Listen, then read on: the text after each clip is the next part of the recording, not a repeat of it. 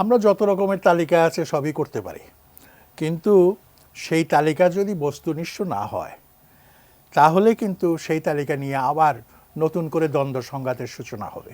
যে কারণে আজকে এত বছর পর মুক্তিযোদ্ধার যে তালিকাটা হয়েছে সেই তালিকা সম্বন্ধে আমরা কেউই সন্দেহমুক্ত নই, এবং প্রত্যেকেরই অভিযোগ আছে যে এইখানে যারা মুক্তিযোদ্ধা নয় সেই রকম লোকদেরকে সুযোগ সুবিধা দেওয়ার জন্য তালিকায় তাদের নাম নিয়ে আসা হয়েছে।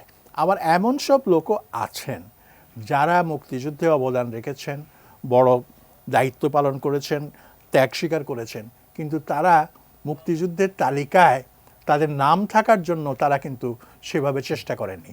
এইরকম মহৎ মানুষও কিন্তু আমাদের দেশে আছে, এবং এদের নাম মুক্তিযুদ্ধের যোদ্ধার তালিকার মধ্যে কিন্তু নাই। কেউ বলবে উনি রাজাকার, আরেকজন বলবে ও রাজাকার, এবং রাজাকারের তালিকা নিয়েও কিন্তু রাজনীতি হবে।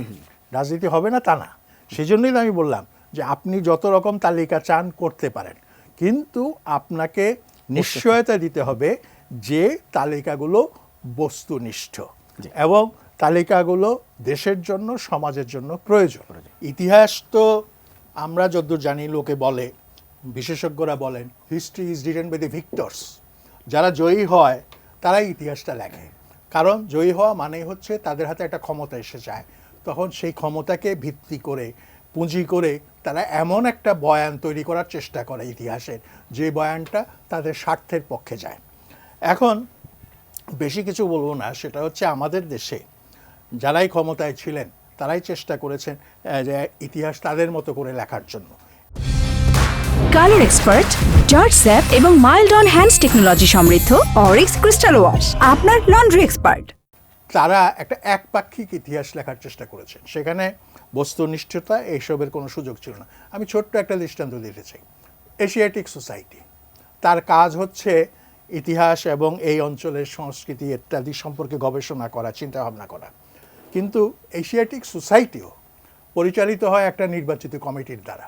সেই কমিটিতে যারা রাজনৈতিকভাবে প্রাধান্য বিস্তার করে তাদের মতো করে গবেষণার এজেন্ডা নির্ধারণ করা হয়, তাদের মতো করে সেই ইতিহাসের বই রচনা করা হয়। তো আমাদের দুর্ভাগ্য, এবং অনেক দেশেই সেটা হচ্ছে যে ইতিহাস কখনো পরিশুদ্ধ সেভাবে হয় না, এবং মানে ইতিহাসকে যার যার মতো করে ক্ষমতাধর গোষ্ঠীরা যার যার মতো করে তৈরি করার চেষ্টা করে, এবং এর মধ্য থেকেই কিন্তু আমাদেরকে খুঁজে বের করতে হবে সত্যতা কোথায় লুকিয়ে আছে। সেই চেষ্টাটা নিশ্চয়ই সমাজে নিবেদিত প্রাণ মানুষ, আজকে আমরা বুদ্ধিজীবী দিবস পালন করছি, আমরা সেই ধরনের বুদ্ধিজীবী চাই, যেই বুদ্ধিজীবী আবার ইংরেজিতে বলে ইন্টেলেকচুয়াল, আর ইন্টেলেকচুয়ালের বাংলা কিন্তু বুদ্ধিজীবী নয়। বুদ্ধিজীবী শব্দটা বললেই যেটা হয় সেটা হচ্ছে যে বুদ্ধির উপর নির্ভর করে যারা জীবিকা নির্বাহ করে। আসলে ইন্টেলেকচুয়াল কিন্তু এই জীবিকা নির্বাহ করার জন্য যে তার মানে জ্ঞান চর্চা করেন তা কিন্তু না। তো আরেকটা শব্দ আছে, সেটা হলো ইন্টেলেক্ট ওয়ার্কার। ইন্টেলেক্ট ওয়ার্কাররা হচ্ছে ওই বুদ্ধি বেচা। হ্যাঁ, একজন লয়ার, খুব বড় লয়ার, অনেক বুদ্ধি তার মাথায়, কিন্তু সেটা কি করেন, কোনো কিছুকে সত্য প্রমাণ করা বা কোনো কিছুকে মিথ্যা প্রমাণ করা তার জন্য। কিন্তু তার বাইরে এসে যিনি কিভাবে ন্যায়নিষ্ঠ আইন তৈরি হবে সেই সম্পর্কে যিনি কাজ করেন, কথা বলেন, জনমত সৃষ্টি করেন, তিনি হচ্ছেন সত্যিকারের মানে ওই আইন অঙ্গনের ভালো বুদ্ধিজীবী। তো এই জন্য আমাদেরকে ভাই খুব সাবধানের সঙ্গে এগোতে হবে, এবং প্রতি পদে পদে পদস্খলনের কিন্তু সম্ভাবনা আছে, এবং আগামীতেও সেই সম্ভাবনাটা রয়ে গেছে।